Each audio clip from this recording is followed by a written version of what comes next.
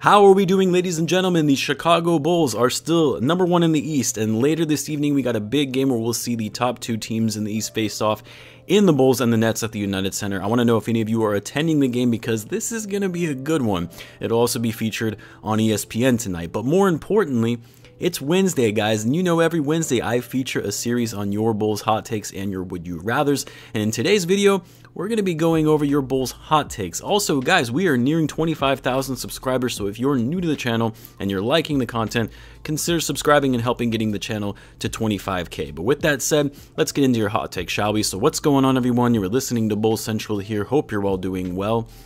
Our first take comes to us from Sai. The Bulls should trade for Jakob Poeltl by giving the Spurs Troy Brown Jr., Derrick Jones Jr., and a second-round pick.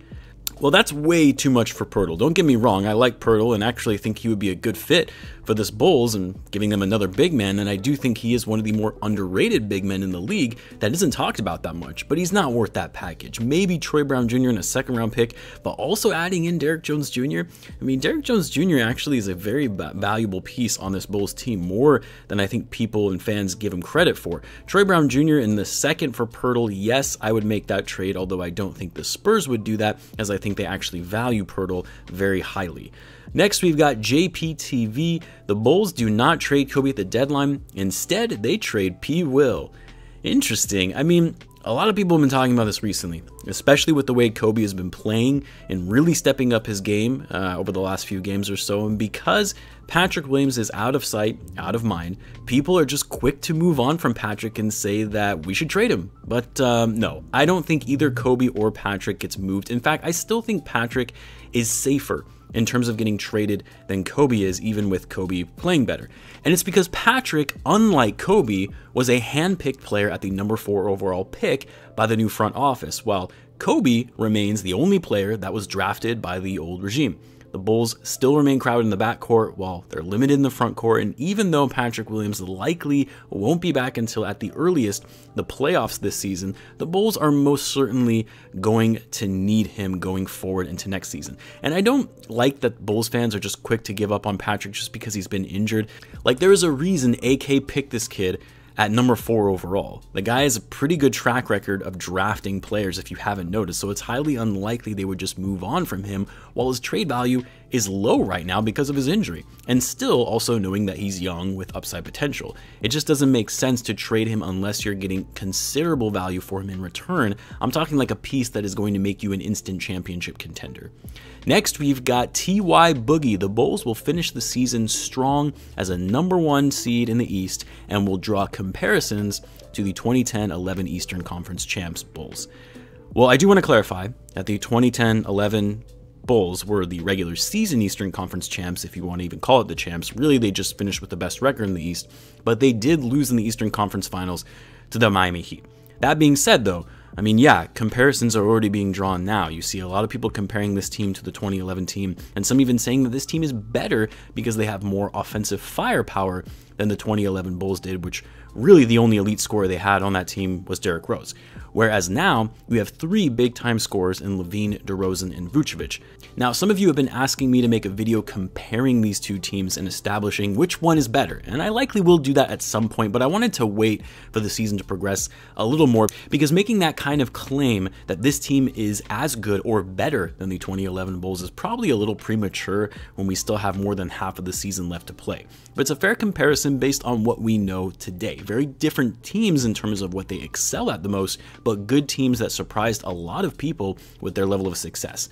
As for your initial comment on the Bulls finishing the season strong with the #1 seed, I mean, I don't think it's out of the question, which is crazy to say that I would have never thought that this Bulls team actually had a legitimate chance at finishing with the best record in the East. I think they'll probably end up being more in the 2 to 3 range, which again is much higher than I initially had anticipated them to be in the preseason. I just think that with Kyrie back in Brooklyn, even if he's only playing part-time, with the Bucks back in high gear looking like the former champs, there's going to be a lot of competition for that #1 spot. And the Bulls have a hard stretch of schedule coming up that is going to test them in terms of where they'll finish in the conference.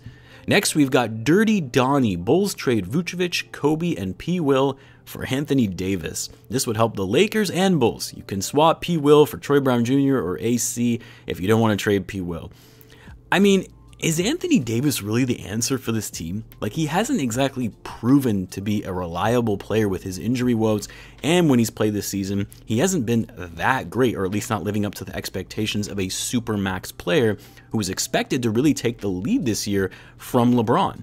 Instead, you have 37-year-old LeBron trying to carry the Lakers to barely being above 500. Not only that, but you're talking about trading Anthony Davis for an all-star big man in Vucevic, who, yes, hasn't had the greatest season thus far, but he's still a very productive player with his passing ability, rebounding, and floor spacing. Not only that, but he's improved his defense significantly so far this season, and he's much more durable than Anthony Davis is. And he's on a much friendlier contract than Davis is, who still has 4 years left on his max deal. But not only Vucevic, you're also talking about throwing in our two youngest bright spots in Patrick Williams and Coby White. Now, to be honest, I actually think this trade makes the Bulls worse in the long run because Anthony Davis has unexpectedly, or unexplainedly I should say, started declining in his career in the late 20s. He can't stay healthy, and if you trade Vucevic, who's going to play the 5? Tony Bradley? Yes, you can gain a power forward, a star power forward. I'm not saying Anthony Davis is trash, he's still a dominant big, but filling a spot leaves a gap in another. And that's not even factoring in the future pieces that you're sacrificing for a guy on a supermax contract who can't stay healthy. I'm sure the Lakers would jump all over this trade, no question. This gets them some younger, athletic talent and a veteran big man who can actually stay on the court and shoot threes. But for the Bulls, no, this would be a bad trade. Next, we've got Just Q. Coby will not average more than 10 points per game for the rest of the season.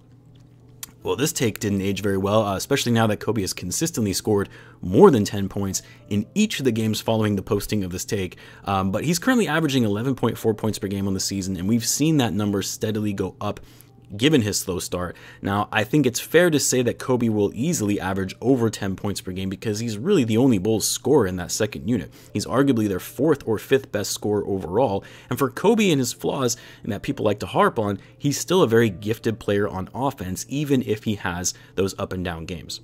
Related, but on opposite ends of the spectrum, next we've got balling with Brooklyn. Coby White will finish the season averaging 16 points per game and 5 assists.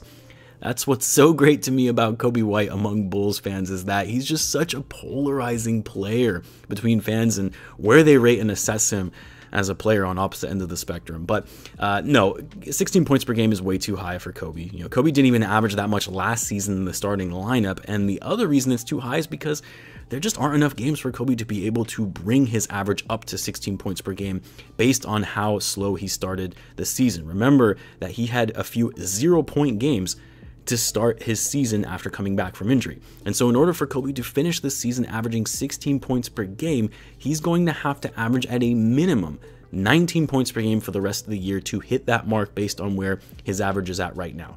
And keep in mind, Coby is coming off the bench, and he's still playing with two of the best scorers in the game in Lavine and DeRozan, who are going to take the majority of shots for the Bulls. So yes, Coby has been playing very well as of late and scoring at a high clip, but maintaining around 20 points per game coming off the bench when you already have two high volume scorers is unlikely. And as for assists, I mean, he's averaging 2.4 assists right now. I can't see him more than doubling that between now and the end of the season. Next, we've got strategies. Zach will be traded this summer in a sign-in trade. Wow, you're playing with fire, my guy, on this take. I feel like I should make this the title of the video just for the reaction from people. I kid. I try to stay away from just shock value clickbaity headlines, but no, I really can't see this happening. I mean, unless something happens where the Bulls bomb in the playoffs and Zach gets unhappy because DeMar was getting the shine on the way to the playoffs, which is kind of happening. I mean, when people talk about who has a case for the MVP on the Bulls, it's always DeMar and not Zach. But even then, I'm sure Zach is going to get the mags. The Bulls are going to want to maintain that continuity and that chemistry that they have been able to establish and not try and move on from Zach as a result. I mean, unless you're talking about like a sign-in trade for Giannis, Kevin Durant, the Bulls aren't going to do a sign-in trade for Zach this summer. Lavine means much more to this organization and what they're trying to do long-term. Next, we've got Philip Niflis. The Bulls will lose at most 15 more games for the season. 15 more games is actually a lot given where the Bulls are at right now. So you're saying the most the Bulls will lose for the season is 26 games.